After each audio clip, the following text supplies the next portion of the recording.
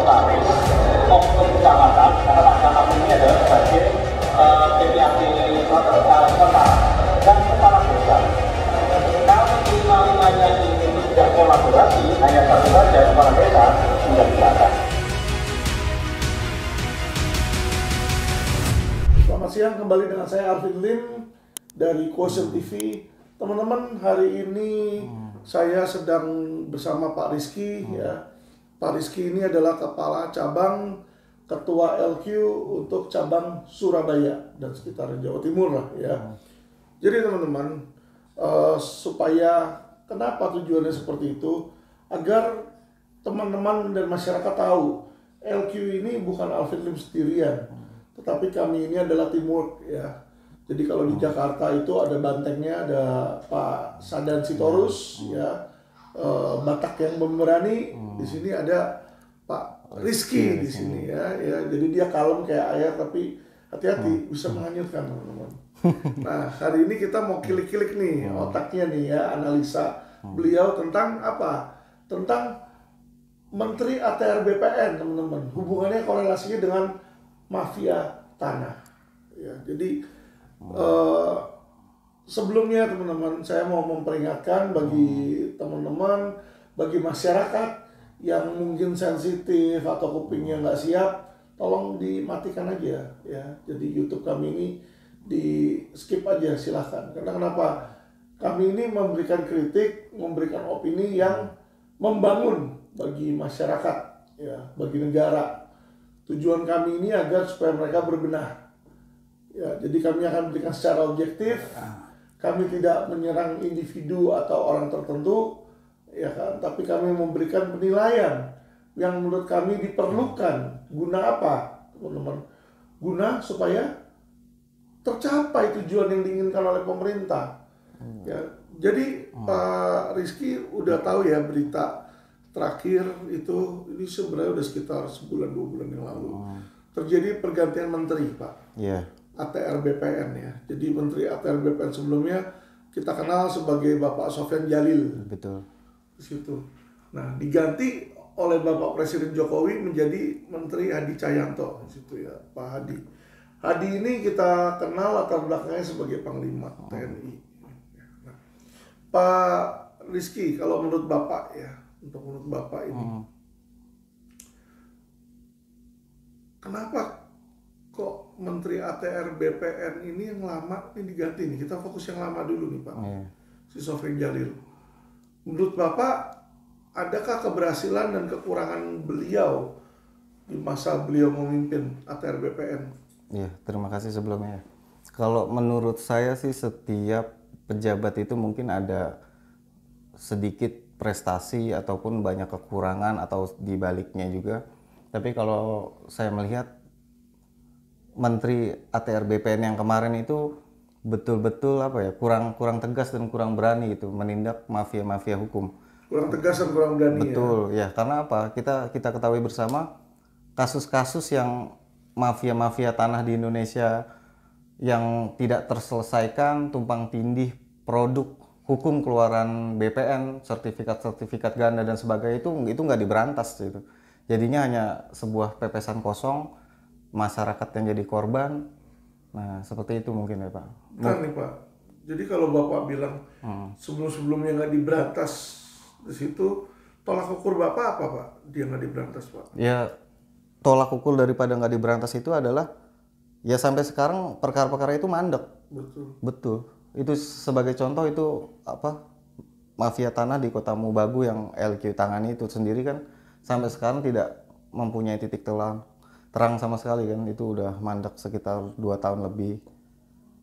Jadi harusnya menteri itu betul-betul tegas, berani membuat kolaborasi dengan stakeholder penegakan hukum untuk memberantas mafia-mafia tanah, termasuk internal di Kementerian ATRB itu sendiri, ATR BPN.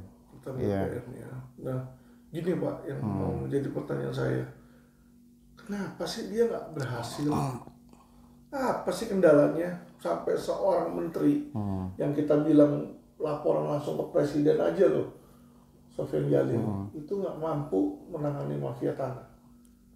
Apa Pak kendalanya Pak? Kendalanya ya, kalau menurut saya itu kendalanya pasti kepentingan ya. Jadi mafia-mafia tanah itu memiliki backing oknum-oknum di di bidang hukum mungkin ya, penegak hukum, juga mungkin di bidang politik juga ya. Jadi karena teori kepentingan itu menteri ATR BPN itu ya nggak berani gitu loh. Jadi dia takut membongkar mafia-mafia yang dibackingi oknum penegak hukum gitu Pak. Menarik nih terus Bapak nih. Jadi menurut Bapak ya si Sofyan Djalil ini gagal sebagai menteri ATR BPN menanggulangi mafia tanah karena beliau nggak berani. Betul. Karena beliau nggak berani ya Pak. Iya, yang jelas beliau nggak berani, beliau takut ya, karena takut itu kan bisa ditafsirkan juga karena pembiaran juga mungkin apa, dia takut ada kepentingan yang terbongkar atau sebagainya gitu kan. Nah kalau ngomong berani berarti mungkin pemikiran saya adalah ini kayaknya yang Pak Rizky pikirkan nih sama dengan yang dipikirkan Pak Jokowi mungkin ya. Kenapa saya bilang seperti itu? Pak Jokowi itu mengganti Menteri ATR BPN dari Sofyan Djalil ke Hadi Cahyanto loh. Iya. Jadi kalau ngomong soal berani ya kita udah pasti ya kita harus berikan pujian ke TNI yang paling berani dari TNI. Kayaknya nggak ada itu. Kenapa? TNI itu masuk udah harus siap mati. Betul. Siap mati dia. Ya dong namanya lu jadi prajurit bos. Hari ini daftar, latihan. Besok, sorry perang kirim ke medan perang. Salah-salah kena peluru nyasar kan pentong, ya mati kan. Betul. Di situ berarti TNI itu seharusnya ya Pak, sorry nih.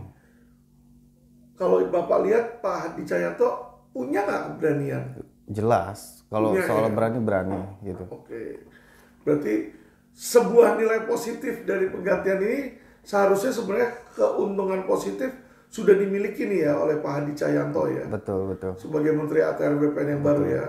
Oke. Nah, gini Pak. Oke, sekarang berani. Kita sudah mengganti pejabat itu dengan seorang pejabat yang berani nih. Saya lihat ya Pak ya, berapa bulan terakhir dia baru jadi pejabat sih. Itu kiprah dia pertama ini yang saya lihat kebijakan pertama dia menambah layanan Pak. Dari Senin sampai Jumat, sekarang weekend pun tetap melayani. Tetap buka nih Pak. Ya. Menurut Bapak itu gimana Pak? Ya kalau menurut saya, kalau TNI dulunya juga duit fungsi ABRI itu kan banyak yang di instansi pemerintahan dimasukkan ya. Kalau dari segi ketegasan, keberanian ya, TNI nomor 1 lah, juaranya mungkin di Indonesia kan. Itu filosofinya juga Sumpah Prajurit, mencintai betul-betul tanah airnya kan, menjaga tanah airnya itu.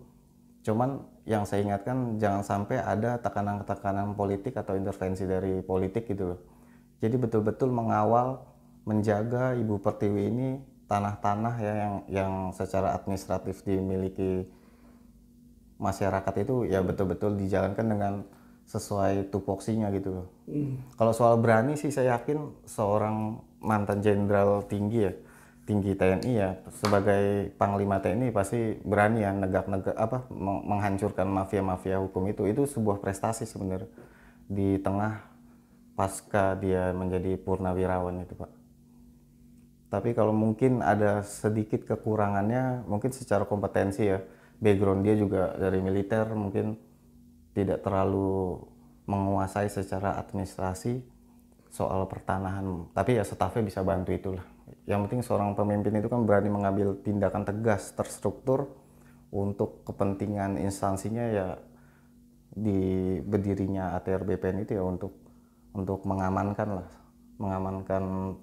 tanah-tanah milik rakyat bangsa Indonesia.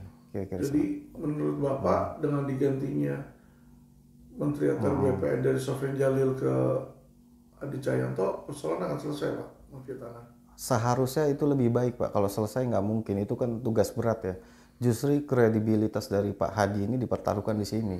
Karena dia bawa jargon background masa lalunya seorang militer, perwira tinggi militer, yaitu menghadapi masyarakat harus lebih kooperatif, harus lebih baik lah itu. Tapi tegas kepada para penjahat, kepada para mafia tanah itu sendiri itu Pak. Kira-kira ya seperti itu. Kenapa Pak nggak bisa diselesaikan Pak? Karena kan keinginan dari masyarakat dan pemerintah itu agar mafia tanah itu hilang gitu. Itu yang sebenarnya yang tadi yang saya peringatkan, saya beritahukan. Yang penting keberanian itu udah ada, tinggal kepentingan politik, intervensi dan tekanan lainnya itu dikesampingkan gitu. Siapa yang mau kesampingkan? Ya pastinya orang-orang yang membackingi gitu loh di luar ATR BPN itu kan, pejabat-pejabat yang kalau ada di luar ATR BPN pasti ya itu pasti yang backingin. Terus betul. Apakah seorang menteri ATR BPN harus kalah? Ya itu harusnya tegas itu, langsung menindak bawahannya yang bermasalah itu. Pasti yang bermain-main itu kan orang-orang bawah. Orang bawah di bawah menteri BPN itu yang sudah terstruktur, karena para petinggi-petinggi ATR BPN itu sudah sudah bertahun-tahun melakukan praktek seperti itu tentunya ya Pak. Karena dia kan diangkat dari PNS, itu dari golongan 3A mungkin. Jadi skala 1 sampai 10 menurut Bapak keberhasilan nantinya nih, kita prediksi nih keberhasilan menteri ATR BPN berapa persen Pak? Kalau menurut saya keberhasilan itu bisa 8 mungkin Pak. Ya tapi asal dia mengesampingkan tujuan-tujuan atau intervensi politik ya. Kalau Pak Sofyan Jalil di mana? Pak Sofyan Jalil mungkin 6 mungkin ya. 6 ya. Oke. Itu pendapat Bapak ya. Ada pendapat lain Bapak tentang Pak Menteri ATR BPN? Ya menurut saya ya ini momen yang baik ya kan. Pasca beliau ini kan purna daripada pejabat TNI tinggi, dia langsung diamanahkan oleh negara lewat presiden itu memimpin ATR BPN ya.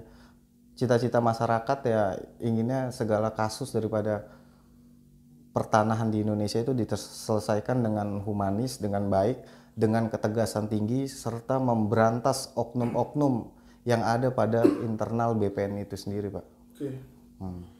Oke, terima kasih. Tadi teman-teman tadi kita baru dengar ya secara singkat itu analisa dan pendapat dari Bapak Rizky ya teman-teman ya. Jujur kalau saya sendiri kurang setuju dengan Pak Rizky ya. Kenapa saya kurang setuju dengan Pak Rizky? Ini Pak Hadi Cahyanto ini benar kalau secara nyali pasti lebih berani. Ya. Tapi ini saya baru baca berita di Detik ya. Ini Rabu 28 September 2225. Hadi Cahyanto ungkap 5 oknum mafia tanah. Ini dia orangnya. Jadi ceritanya nih, dia sebagai Menteri ATR BPN baru masuk, dia udah tahu nih mafia tanahnya siapa nih. Oh gitu. Ya. Mantap. Mantap ya. Iya. Coba tapi kita lihat dia ngomong apa di sini. Menteri Agraria dan Tata Ruang Kepala BPN Hadi Cahyanto bicara soal mafia tanah. Hadi menyebutkan setidaknya ada 5 oknum yang terlibat dalam kasus mafia tanah. Nah, ini di Detik ada nih ya, Hadi Cahyanto ungkap 5 oknum. Ini tanggalnya hari Rabu 28 September, bro. Iya. Nah, saya bacain aja ya. Menteri Agraria dan Tata Ruang Hadi Cahyanto bicara soal mafia tanah, menyebutkan setidaknya ada 5 oknum. Jadi dia bilang ini ada 5 oknum. Jadi dia ya namanya tentara ya tadi yang bro bilang benar, ada bagusnya, berani. Siapa musuhnya? Gue mau hajar nih ya toh. Dia cari dulu situ. Nah, dia sebut 5 oknum. 1 katanya oknumnya BPN. Lah, kalau BPN berarti orang dia sendiri dong nih. Anak buahnya. 1 ya oknum BPN nih kata dia nih. 2 oknum pengacara. 3 oknum notaris. Jadi ada pengacara, ada notaris nih. 4 oknum kecamatan. Karena Pak Camat ini sebagai PPAT sementara. Dan kepala desa yang 5. 5 tuh bro, kata dia tuh. Ya, kata Hadi ya. Dia bilang, Hadi meminta masyarakat jangan segan melawan aksi mafia tanah. Kalau ada mafia tanah masuk, tangkap. Ada mafia tanah, gebuk, karena itu bukan tanah mereka. Maksudnya. Saya kok gini ya, sorry ya. Saya baca ini. Ya. Ini kritik dan saran saya ya. Kritik dan saya opini hukum saya nih. Saya ngelihat Pak Hadi ya. Seperti positifnya hal yang berani itu kelihatan dari sini. Kenapa? Karena dia baru menjabat, dia langsung sebutin oknum-oknum. Ini yang nanti mau gue lawan. Oknum, ya kan, BPN, oknum camat, oknum pengacara, oknum notaris, ya kan, sama oknum kepala desa. Ya kalau saya lihat di sini ya keberaniannya benar ya. Tapi saya melihat nih, ini orang yang nggak ngerti substansi mafia tanah. Betul. Kenapa saya ngomong seperti itu? Ini pendapat saya loh. Kalau bro tadi bilang bahwa akan memberikan dia rating 8, kalau menurut saya nih, sorry ya, menurut saya raport dia pasti merah. Ya, ini opini saya, kalau yang bersangkutan nggak merubah style dia, dia akan merah. Istilah kalau ujian nggak akan lulus. Lulus dalam hal apa? Memberantas mafia tanah. Nggak akan diberantas, nggak akan hilang, nggak akan berubah kalau menurut saya. Karena, sorry 1000 maaf, gembongnya aja dia nggak tahu dan dia nggak sebut. Pak, mafia tanah terbesar itu dimulai dari developer, Pak. Developer yang punya tanah, itu yang mafia duluan. Contoh Pak, contoh yang namanya mafia tanah. Bapak penduduk desa, punya tanah.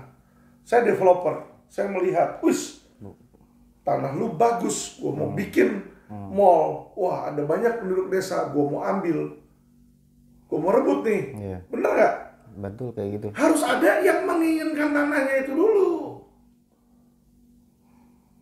Yaitu siapa? Oknum developernya. Ketika oknum developernya melihat udah target, nah targetnya nih, barulah saya akan mengontak orang-orang bagaimana cara saya bisa mengambil tanah dia. Gimana caranya? Ya kan? Wah, notaris yang tadi, BPN, kepala desa, sini kepala desa, bikin nih seolah-olah sudah ada jual beli ahli waris dia sebelum dia carilah ya kan kopinya, nah dengan cara-cara kotor lah ya kan, dibikinlah surat seolah-olah nih sertifikatnya Rizky, ada lagi nih sertifikat gandanya nih, dibikin sana, dijual kemana, tapi harus ada yang modalin bos. Betul. Kalau tidak, nggak mungkin tiba-tiba nggak ada yang modalin, tiba-tiba kepala desa, gue bikin palsu lu punya. Ini dia bikin palsu, si Ses dia bikin palsu, nggak mungkin. Tiba-tiba pengacara datang bikin palsu, kamu punya, kagak. Jadi yang dia lupa, sorry ya, 1000 maaf nih. Saya tidak bermaksud menghina Menteri ATR BPN, tapi di opini saya, beliau ini nggak ngerti tentang mafia tanah. Kalau dia nggak ngerti tentang mafia tanah, bagaimana dia bisa beresin sesuatu yang dia nggak ngerti? Sorry nih, saya nggak bicara tentang karakter dia. Tapi yang saya bicara adalah tentang kemampuan dia memahami sebuah perkara. Ya, memahami sebuah masalah, baru dia cari solusi. Seharusnya kan gitu. Ya kan? Coba kalau kita baca tadi di sini, ya, saya nggak lihat di sini oknum developer loh. Jadi dia bilang, bicara soal mafia tanah, ada 5 oknum katanya terlibat. Oknum BPN. Oke, oknum BPN yang berubah. Tapi kalau dia nggak dikasih duit sogokan buat berubah, buat apa dia ngerubah orang punya? Emangnya dia iseng-iseng, punya si A gue rubah deh, punya si B gue rubah? Nggak mungkin. Bener nggak? Pasti Betul. harus ada yang suap dong. Pasti ada yang modalin. Ada yang modalin, ada keinginan tertentu. Oknum pengacara, apalagi pengacara. Kalau ada pengacara ngomong, duit dulu dong. Iya. Lu mau konsultasi, bayar dulu. Duit. Ini harus ada oknum pemodalnya. Ini yang nggak ada di sini. 3 oknum notaris sama, apalagi notaris. Notaris kalau nggak ada yang modalin buat biaya notaris, dia nggak bakal mau balik nama. Betul. Keempat, oknum kecamatan sama oknum sama kepala desa. Jadi yang, sorry ya Pak, saya lihat satu hal yang dia lupa aja di sini adalah si pemodal. Karena semua ini, kalau yang namanya mafia tanah itu selalu pasti ada pemodalnya. Contoh, misalnya Sentul, ya kan, mau menguasai nih per komplek perarean, kita udah tahu Sentul itu siapa di situ. Ya penguasanya lah istilahnya lah. Saya nggak sebut mafianya lah, penguasanya. Penguasanya kalau Sentul itu kan kita udah tahu, ya toh. Cahyadi Kumala contoh. Ya kan, kalau PIK orang udah tahu toh PIK punya siapa. Contoh, ya kan. Jadi tanah-tanah sekitar situ ya pasti mereka akan coba ambil. Jadi developer besar itu kita tahu. Surabaya, rajanya pasti Pakuwon, toh. Alexander Teja, contoh. Nah nanti ketika developer ini mau mengambil tanah, ya kan, barulah ya ada oknum.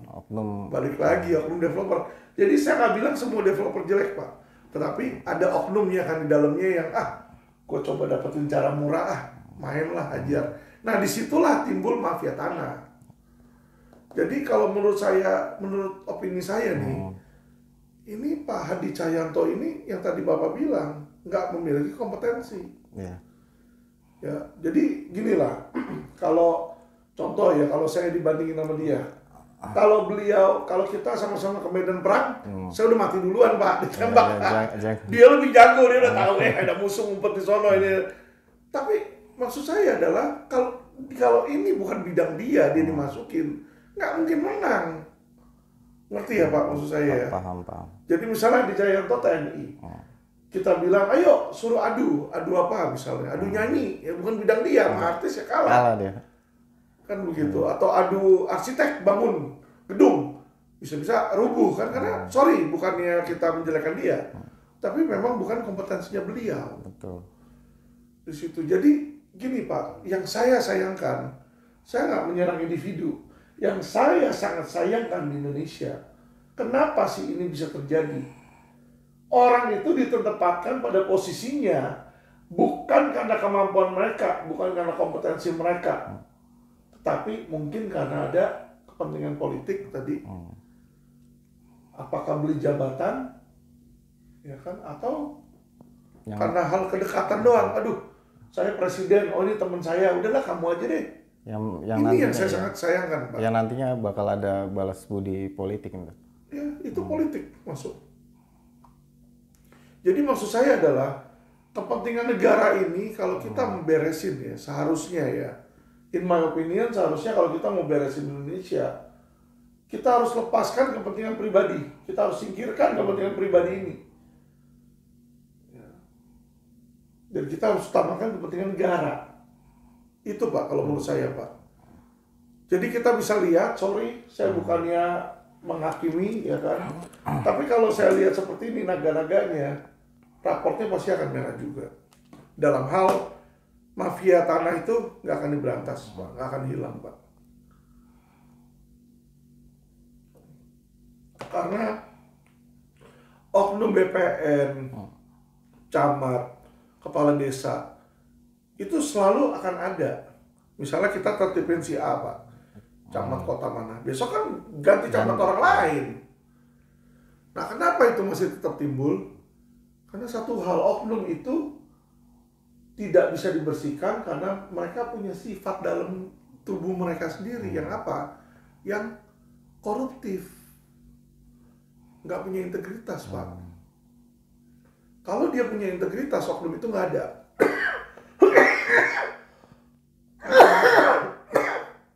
Jadi semestinya itu ya, kalau menurut saya pejabat itu sebelum masuk di tes tuh seharusnya uji mental Pak. Iya.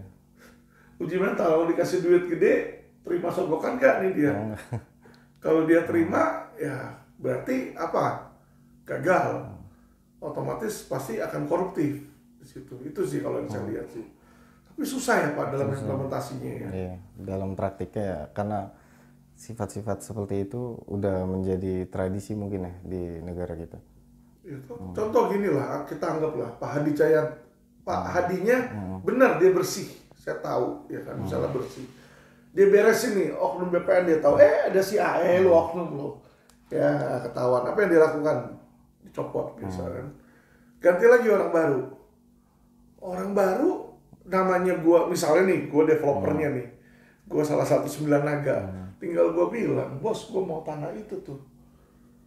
Nanti oknum baru gua nggak takut nanti atasan Goyang. omel.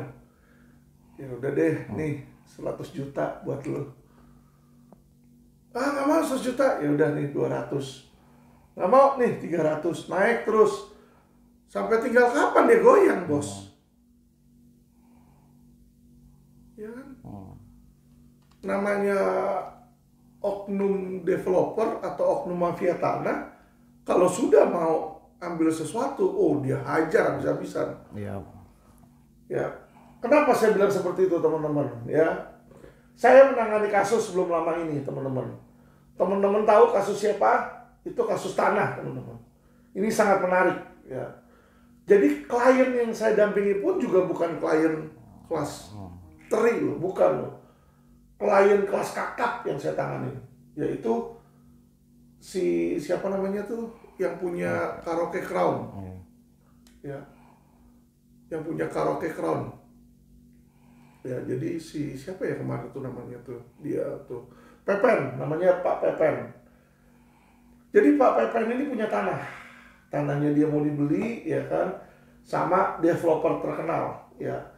Jadi kata orang sih dia si 9 naga ini kepalanya. Jadi kalau 9 naga ini kepalanya nih. Nah kalau teman-teman tahu Pak Pepen ini bukan orang baru dan bukan orang lemah ya di dunia Kang Ao mafia juga, dia orang kuat Pak. Kenapa? Dia punya diskotik Crown. Crown itu ya kita tahu lah dunia malam itu pasti dekat sama polisi, bener nggak? Kalau nggak dekat sama polisi nggak ada backing kan susah bikin dunia malam. Nah dia berhasil bikin di Crown ya toh. Jadi kenalan mau Kapolda kayak mau siapa, dia tahu, dia kenal bro, ya kan. Dilaporin polisi, masuk yang punya Crown.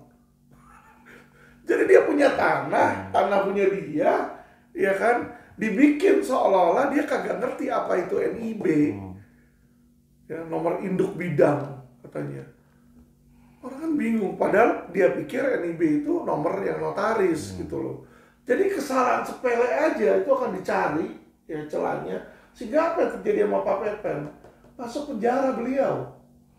Itu waktu sidang saya yang sidangin di situ. Dan tragisnya beliau itu mati di dalam penjara. Bayangin bro, itu orang kaya, ya kan, punya diskotik kaya, ya. Dan dia itu kesel sekali, dia bilang gue nggak mau kalau dibeli sama grupnya si yang 9 naga itu, nggak mau katanya. Dia punya tanah. Yang kerjain dia itu anak buahnya dari 9 naga ini. Kalah bro, gila. Ya, money power. Jadi kalau dibilang oknumnya oknum pengacara, benar. Oknum notaris, benar Pak Adi, benar. Oknum notarisnya kena juga, masuk penjara juga, tapi cuma bentar, 3 bulan. Dia dihajar 2 tahun di dalam. Ngeri loh di situ. Ya kita lihat bagaimana tanah seseorang bisa orang yang punya dengan sah, malah dia masuk. Ini. Iya. Hukum dijadikan alat itu. Nah ini dia. Terus saya sama Pak Haji Sutrisno itu pernah menemui Menteri ATR BPN yang sebelumnya, Pak Sofyan Jalil, dan kita curhat tentang mafia tanah. Ya. Bro tahu tanggapannya gimana? Tanggapan Sofyan Jalil? Sofyan Jalil bilang mafia itu bukan yang 5 ini. Bukan yang 5 ini. Sofyan Jalil bilang yang susah itu yang 9 naga. Itu yang tadi saya bilang, oknum developernya itu yang susah. Karena kenapa? Karena kalau kita bicara tentang oknum BPN, oknum lawyer, seharusnya dengan itu orang ditangkap, selesai dong? Selesai. Ini kan nggak selesai. Karena ada yang membiayai. Bakal timbul oknum-oknum daripada 5 orang tadi yang disebut itu. Oknum baru, orang baru. Karena butuh. Nah, itulah makanya sorry.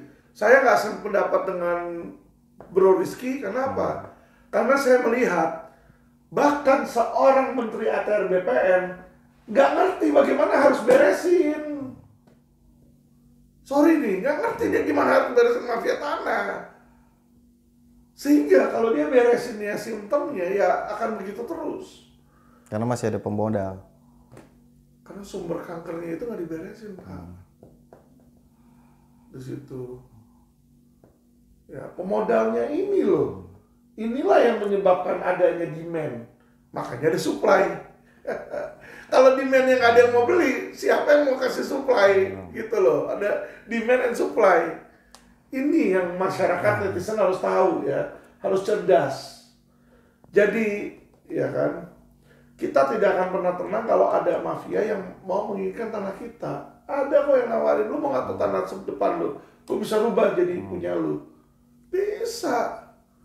Inilah mafia berjalan. Nah inilah makanya, ya kan, kita butuh sebenarnya adalah apa? Pejabat-pejabat yang mampu. Pak Hadi mampu mungkin, tapi kalau saya lihat sekarang untuk menangani ATR BPN, sorry ya, kalau untuk menyelesaikan mafia tanah, saya pesimis. Raport saya kepada beliau, penilaian saya ya, opini hukum saya terhadap beliau untuk menyelesaikan itu pasti merah, -5 atau 4. Karena kenapa? Saya melihat beliau aja nggak ngerti duduk permasalahannya. Ya, di dalam dunia hukum ini ya. Kalau soal prajurit, strategi, perang di mana, ininya siapa dulu, ini bagaimana, gerakinnya infanteri mana, saya bukan lawannya beliau lah. Ya. Dan saya nggak menyerang pribadinya beliau orang baik. Ya. Beliau orang baik, beliau orang jujur. Tetapi, untuk membersihkan mafia, tidak hanya cukup orang jujur dan orang bersih, Pak, itu. Selain berani, tadi yang Bro bilang berani ini benar. Betul. Tapi juga harus cerdas. Harus mengerti. Ya, akar masalahnya di mana? Harus mengerti, harus kompeten. Jadi kompetensi itu sebenarnya nomor 1, Bang. Gini loh, banyak orang selalu bilang, ya kan, nggak apa-apa lah. Yang penting orangnya baik pasti akan bisa. Nggak akan. Saya kerja di bank waktu itu, saya wakil presiden. Saya cari kepala cabang. Kepala cabang itu di bawah saya, ya kan? Apakah udah nggak apa-apa kepala cabang nggak bisa ngerjain tugas, nggak apa-apa, yang penting baik sama orang? Nggak bisa, kenapa? Nanti tiba-tiba kita balancing uang masuk sama uang keluar, bisa banyakkan uang keluar, dipecat saya nggak lama juga kalau kayak begitu, bobol, ya kan? Karena apa? Salah hitung misalnya, karena orang nggak kompeten, jadi salah hitung, akhirnya apa? Banknya jadi rugi. Nggak akan bertahan lama. Jadi sebenarnya Pak, ini saya lihat akar permasalahan ya dari pemerintah Indonesia ini adalah mismanagement.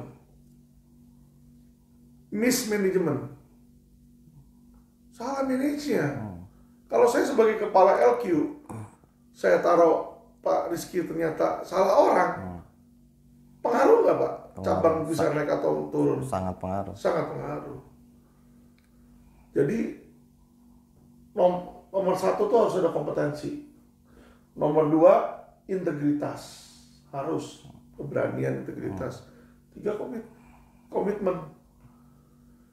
Jadi seharusnya Pak, seharusnya kita tuh harusnya terlepas dari konflik kepentingan politik ini yang kadang-kadang susah. Makanya saya bicara di podcast ini, bicara bukan untuk kepentingan politik. Saya nggak mendukung partai tertentu, saya juga nggak anti pemerintah, tidak. Saya cuma memberikan kritik kepada pemerintah, untuk apa? Agar supaya pemerintah bisa lebih baik. Saya nggak ada keuntungan kok, nggak ada kerugian pula di situ. Cuma memberikan input. Karena kenapa? Kalau masyarakat baik, negara baik, ya kan? Negara dipuji juga oleh masyarakat. Itu yang saya lihat, Pak. Ya, jadi kalau menurut saya, penilaian saya, kita nggak bisa, ya udah nggak apa-apa menterinya, yang penting menterinya orang baik. Nggak bisa, Pak. Presiden nggak apa-apa, negara Indonesia presidennya Pak Jokowi, misalnya yang penting Pak Presiden Jokowi baik, nggak korupsi. Nggak benar, beliaunya baik dan nggak korupsi. Tapi kalau beliaunya nggak kompeten, dia hiring menteri-menteri, ya menteri-menteri, dia hiring menteri-menterinya kayak Sambo, yang ngebunuh orang dan memeras, apa jadinya? Bener nggak? Dianya nggak korupsi, bener. Tapi disinilah ketika seseorang nggak kompeten, yang dia lakukan adalah mismanagement. Mismanagement sebuah perusahaan masih lebih mending. Efeknya negatif ya, keuangan kita rugi. Tapi kalau mismanagement sebuah negara, efeknya adalah korban jiwa, Pak. Ini yang saya sangat sayangkan di situ. Ya, jadi presiden ini sebenarnya butuh ahli-ahli, ya. Saya yakin ahli-ahli di luar sana yang lebih jago dari saya banyak. Tapi saran saya adalah, tolong Bapak Presiden, Bapak Menteri, ya kan, carilah ahli-ahli.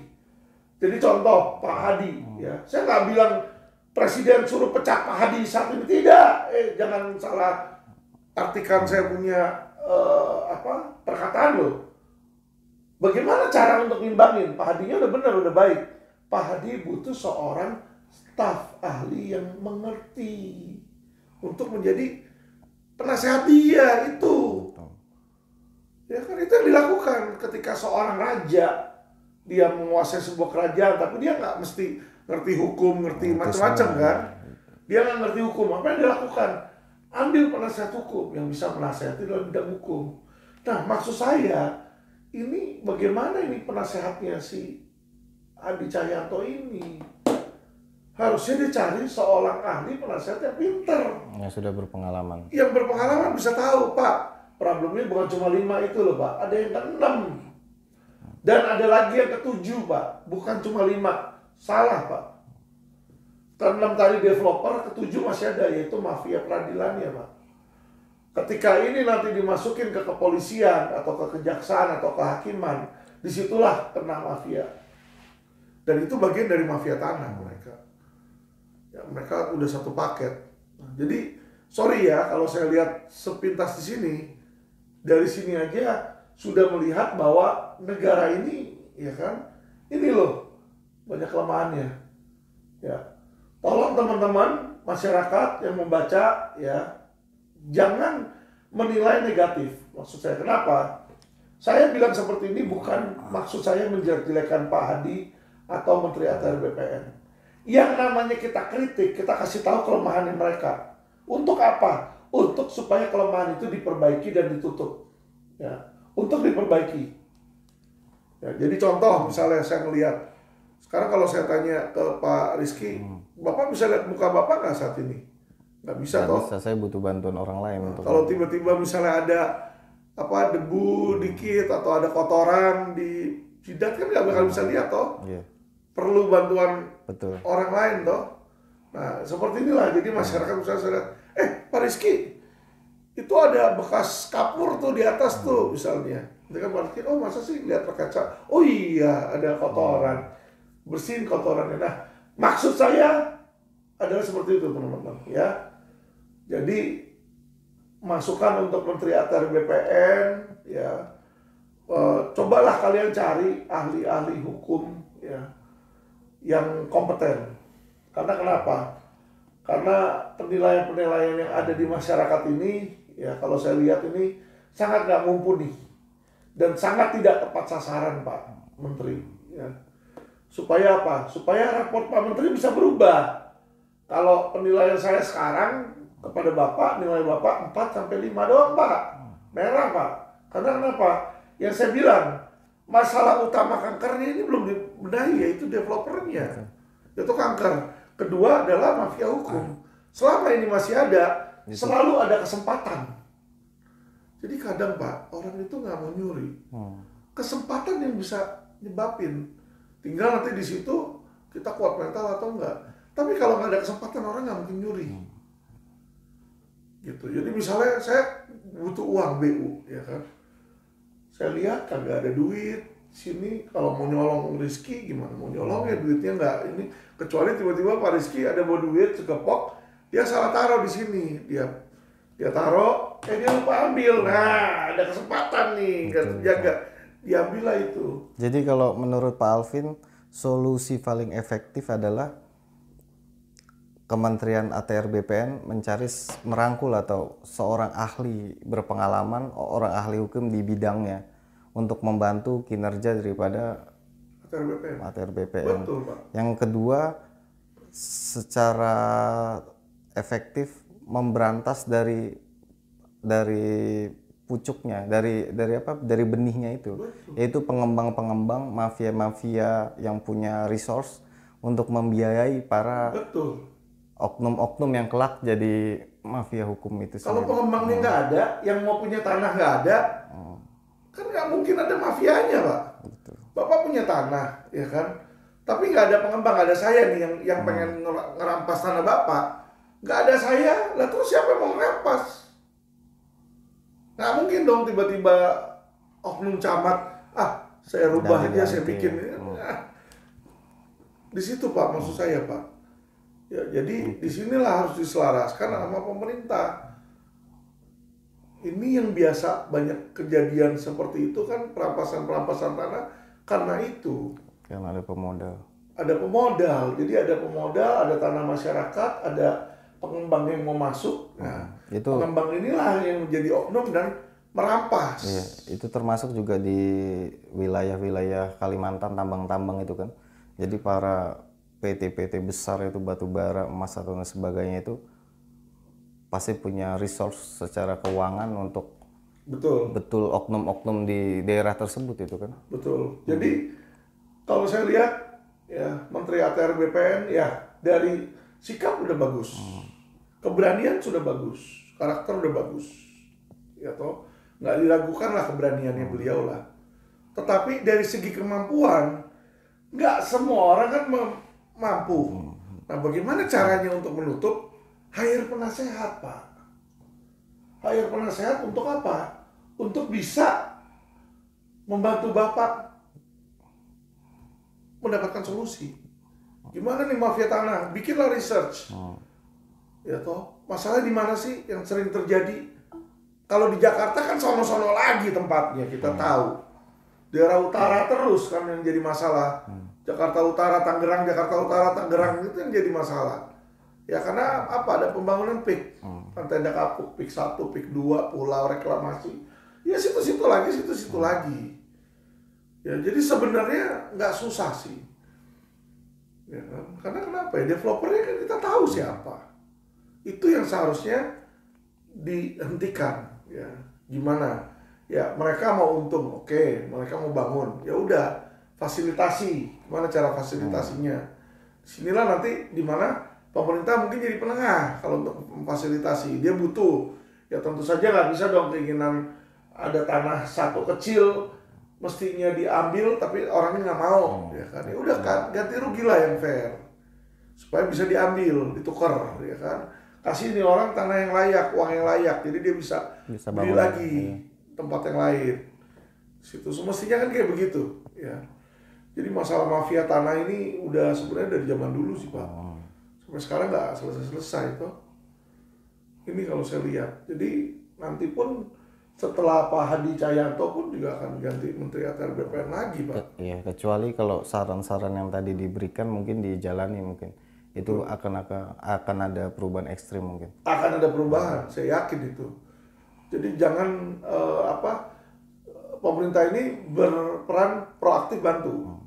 Ya bantulah developer, nggak apa-apa bantu developer untuk mendapatkan dia mau develop di mana.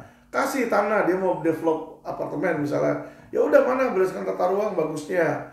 Kalau memang masih ada tanah masyarakat bebaskan, tapi dengan cara ya yang fair di data, jangan nanti dirampas jadilah kasus mafia tanah jadinya.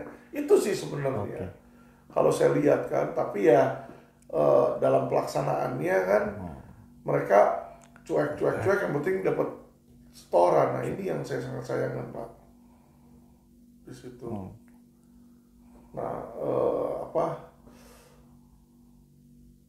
ya disitulah makanya teman-teman ya. Dari Pak Rizky kira-kira ada closing statement? Ya, jadi kira-kira menurut saya sih pemerintah dalam hal ini, presiden itu betul-betul mendengar aspirasi masyarakat ya, termasuk orang-orang yang kiranya sangat mencintai negeri ini seperti Pak Alvin, salah satu sosok lawyer yang penuh integritas dan berani. Tujuan dari kami memberikan edukasi kepada masyarakat ini dengan niat tulus ya, nggak ada tujuan daripada ketulusan untuk Indonesia yang lebih baik ya. Betul. Ya, kira-kira seperti itu aja. Bukan untuk jelek-jelekin Pak kita, buat apa nggak ada untungnya kita jelek-jelekin. Betul. Ya kan? Tapi yang namanya orang peduli, orang sayang itu harus kasih tahu kalau ada kelemahan. Itu kalau menurut saya. Betul. Ya, kenapa saya bisa seperti itu? Karena saya ada anak. Saya ada anak perempuan. Anak perempuan saya kayak tomboy. Kalau duduk kayak cowok begitu ngangkang apa. Saya harus kasih tahu dari awal. Iya kan? Karena dia kadang kagak ngerti toh. Dia pikir nggak kenapa-napa kok. Dia lihat cowok duduknya kayak gitu. Ya kita kasih tahu inilah. Karena kenapa? Kita laki-laki. Kita ini adalah sayang gitu kan. Sama negara juga sama. Saya lihat negara kok kenapa ya? Saya bingung. Indonesia nggak maju-maju nih. Ya kan? Tertinggal. Yang bikin saya gemes itu apa tau nggak Pak? Presiden itu udah 4 kali ngomong. Jadi ke Pak Kapolri aja udah 4 kali. Tolong tuh mafia tanah, mafia tanah, mafia tanah. Saya mikir kok nggak beres-beres gitu ya. Terus bahkan seorang Kapolri pun kok nggak mampu gitu ya. Saya amati. Oh ternyata ada Menteri ATR BPN yang baru pun menjabat. Dia pun juga kagak ngerti duduk permasalahannya. Jadi dia bilang oknum mafia tanah itu 5 yang tadi. Ya lu sampai kapan juga gak akan selesai. Padahal nggak mungkin ada oknum kalau nggak ada pemodal. Lah itu dia. Itu nggak mungkin ada asap kalau nggak ada api. Jadi dia mau pandemin asapnya. Dia mau nggak ada asap, hilangin asap. Tapi cuma kalau kebul-kebul doang nanti ada lagi. Karena apinya nggak mati Pak. Oke. Di situ. Nah ini maksud saya adalah yang saya mau point out di sini rapor merahnya. Dan ini sebenarnya sesuatu yang bisa diperbaiki. Jadi saya berharap suatu saat ke depannya Pak Hadi Cahyanto ini bisa memiliki penasehat hukum ya maupun penasehat masukan-masukan dari masyarakat yang membangun sehingga kenapa? Sehingga Menteri ATR BPN ini bisa berhasil memberantas mafia tanah. Itu saya angkat jempol itu kalau bisa sampai dilakukan itu ya karena kenapa selama ini tidak ada satu orang pun orang yang berhasil memberantas mafia tanah nggak berhasil itu ya. Oke teman-teman, terima kasih yang sudah sering menonton video kami. Yang belum silahkan ditonton.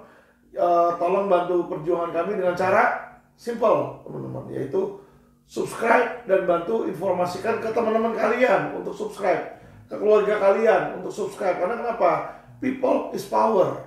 Ya, dengan kita bisa viral ini nanti kita bisa punya kekuatan teman-teman untuk apa? Untuk merubah negara ini menjadi lebih baik teman-teman. Bukan melalui revolusi fisik, tapi kita melalui revolusi media teman-teman. Ya, suara rakyat. Karena kenapa? Ya kan, suara rakyat adalah hukum. Itu sebenarnya yang terjadi demokrasi, demokratos. Ya. Jadi teman-teman yang belum subscribe, tolong di-subscribe, informasikan ke teman-teman kalian yang perlu bantuan hukum. Ya, setelah video ini ada alamat dan nomor telepon dari setiap cabang LQ Indonesia Law Firm yang ada. Ya, kami akan terus menambah dengan cabang-cabang baru nanti di kota-kota Anda.